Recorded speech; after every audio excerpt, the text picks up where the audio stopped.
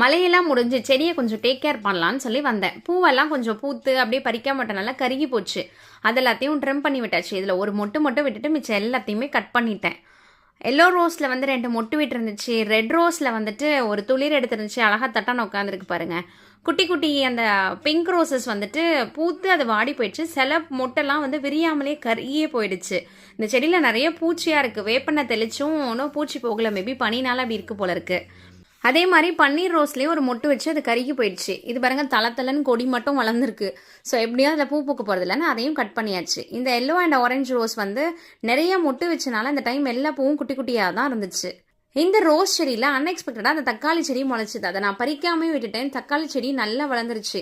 எங்கடா ரோஸ் வளராமையே போயிடுமோன்னு நினச்சேன். ஒரு வழியாக ரோஸும் மொட்டு வச்சிருச்சு. தக்காளி பூவெல்லாம் கொட்டி போயிடுது, இல்லைன்னா கருகி போயிடுது. ஒரே ஒரு தக்காளி மட்டும் இப்போ வச்சிருக்கு. இந்த சங்குப்பூ செடி எனக்கு ரொம்ப ஸ்பெஷல். இது வந்து நானே விதை போட்டு வளர்த்தது. ஒரு செடி விதை போட்டு அது வளர்கிற வரைக்கும் அதை பார்க்கறதுக்கு எனக்கு பொறுமை இல்லை. அதனால நர்சரி போனோமா செடியை வாங்கினோமான்னு வச்சிருவேன்.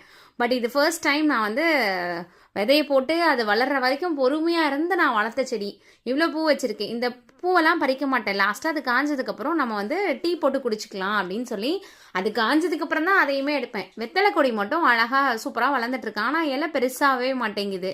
இந்த பாலக் வந்து கொச்ச கொச்சான்னு வளர்ந்து அப்படியே ஆனால் க்ரோத் நின்றுச்சு. ஆக்சுவலாக மழைனால வந்து இந்த கீரையெல்லாம் ஒன்றும் பெருசாக வளரலை. ரெயின் லில்லி இவ்வளோ மழை பெஞ்சும் ஒரு மொட்டு கூட வச்சு பூவே பூக்கவே இல்லை. பெரண்டை வந்து துவையலுக்காக விட்டு வச்சிருக்கேன். அது அப்புறமா ஒரு வீக்கெண்டில் பறித்து அரைச்சிக்கலாம் அப்படின்னு சொல்லிட்டு நம்ம போன் ஸ்ட்ரென்த்துக்காக பெரண்டையை வந்து அடிக்கடி துவையல் செஞ்சு சாப்பிட்றது. இந்த பனிலையும் வந்துட்டு பூச்சி வைக்காத ஒரே செடி என் செம்பருத்தி செடி தான். ஆனால் என்ன அதே மாதிரி மொட்டும் வைக்காமே இருக்குது. செடி மட்டும் நல்லா ஹைட்டாக வளர்ந்துக்கிட்டே போகுது. இந்த மல்லிகைப்பூ தொட்டியை பாருங்க. கடுகு செடி, சோம்பு செடி, குப்பைமேனி தலைன்னு எல்லாமே சேர்ந்து வளர்ந்துக்கிட்டு இருக்கு. அது சரி கொஞ்சம் வளர்ந்ததுக்கப்புறம் பிடுங்கிக்கலாம் அப்படின்னு சொல்லிட்டு நானும் அதை விட்டுட்டேன். இதை ஃபுல்லாக ட்ரிம் பண்ணி விட்டு தான் வளர்க்கணும் இதுக்கு மேலே செடியை. ஏன்னா சீசன் இல்லாதனால மொட்டு ஒன்றும் பெருசாக வைக்கிறது இல்லை. சுண்டக்காய் செடியெலாம் எங்கள் அம்மாச்சி வீட்டில் நிறைய இருந்துச்சு. முன்னாடி போகிற வரவங்களுக்கு எல்லாத்துக்கும் சும்மாவே பறித்து கொடுப்பாங்க.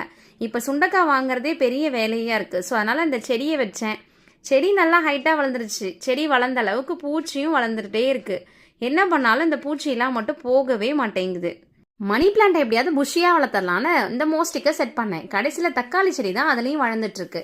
இந்த செடியாவது காய் வைக்குதான்னு பார்ப்போம். துணுத்தி பச்சையில் சூப்பராக வளர்ந்துருக்கு. இது ரெண்டும் செவ்வரில் நம்ம ப்ரொபகேட் பண்ணது.